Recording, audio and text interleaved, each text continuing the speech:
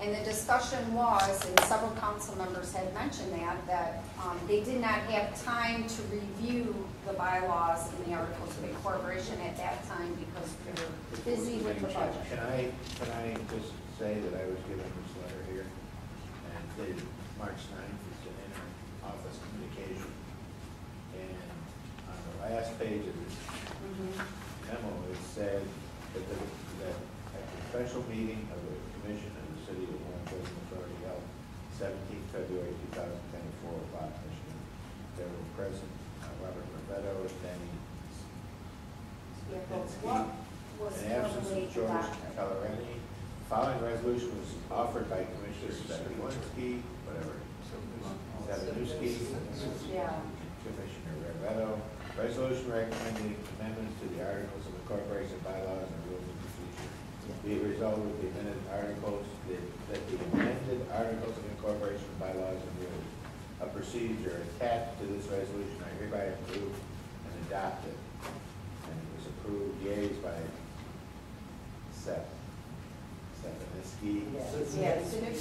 Sapnewski, I'm sorry, I apologize. And Ravetto. Another alphabet. And alphabet was, I mean, absent was column many. Calamini. The resolution was adopted. And that was sent over to the county clerk's office, or sent to the council office. And it looks like on March 9th, the council took. But as far as I know, it was just for the address. That's what I have right here. I have a letter dated March 3rd. Passing in February 1, January, your articles of incorporation.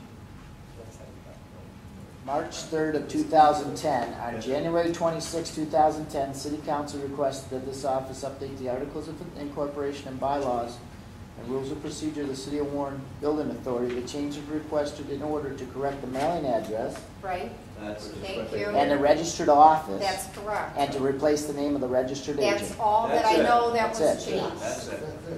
Okay, so all the other amendments were not changed. It's still under 89 and under 89. Thank you. My man. okay, so we're operating under the building authority, Articles of Incorporation that we have now, and the only thing that was changed was the address. Correct. And the agent. That's why I said that should be attached to that copy that was certified, so you know what was changed with it. That's how part of the problem. Okay, but there were other things that were recommended, they didn't show here. No. But there were other things that were recommended, you're saying? But they were not done. But they were not done. Okay. Correct. Because no one had time to And read do we have any idea what happened to those other things? There's a draft that exists. I've got a copy of the draft. Okay.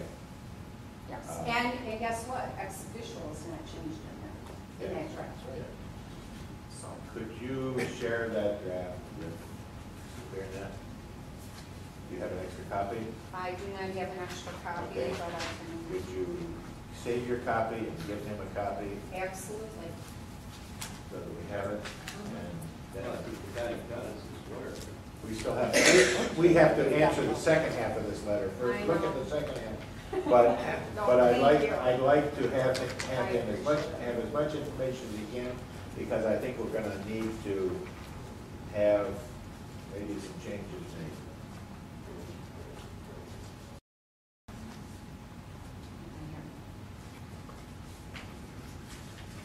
That's all we would blame, huh? Yeah, that one's gone through the war.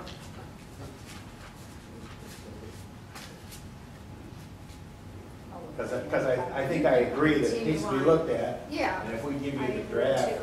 that might give you some ideas to look at, what to look at. But I think you're right. And, but we need to answer the second question.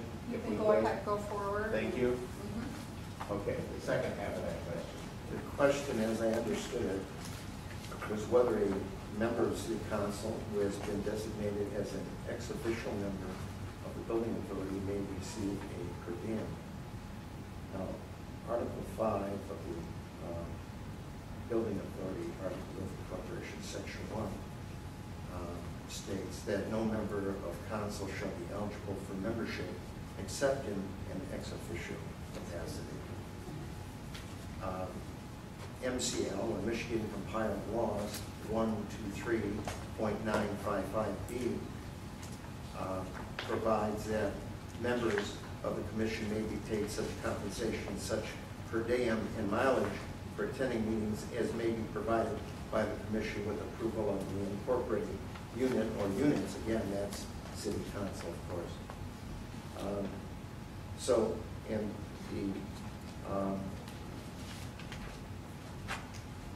the bylaws, our own bylaws permit a per diem of $50 per day. However, it is noted that no member of the legislative body, that is city council, is eligible for appointment to membership on the authority. That's clear from Section 9 of the Articles of Incorporation, and it is also a statutory provision. The question, it becomes rather opaque at this point in time. Let me just tell you. Then we have to look at what is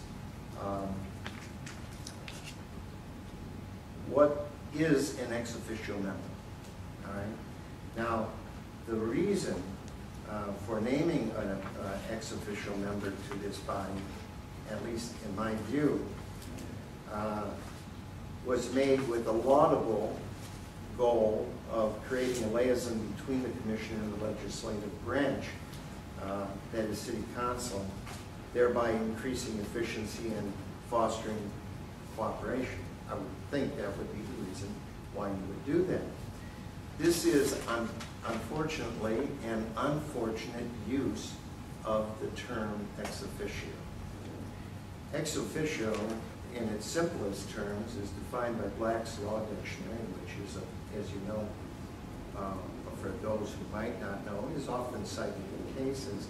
It defines ex officio as by virtue of or because of an office, by virtue of authority implied in the office.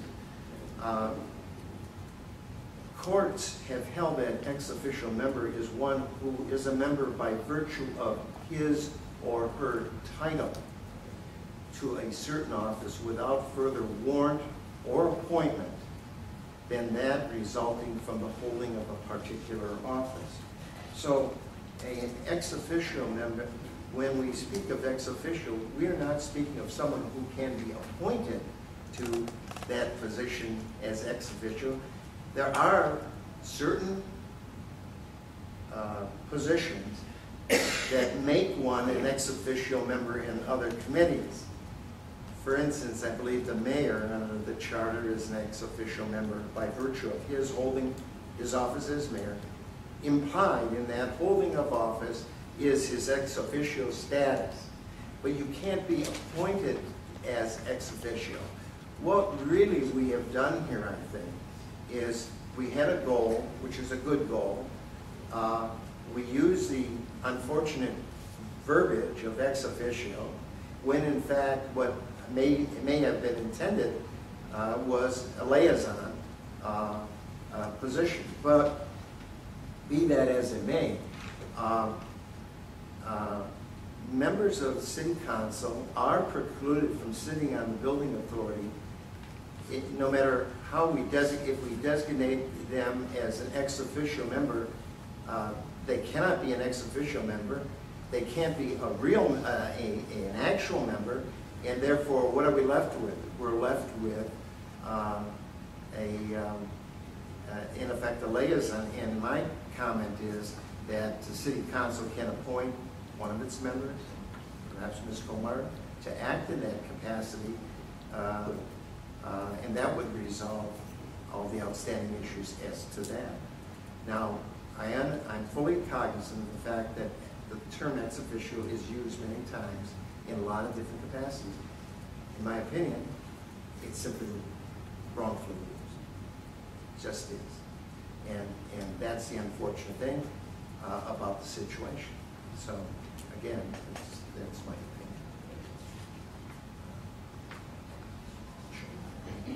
Anybody else have a question first? Mr. Ware?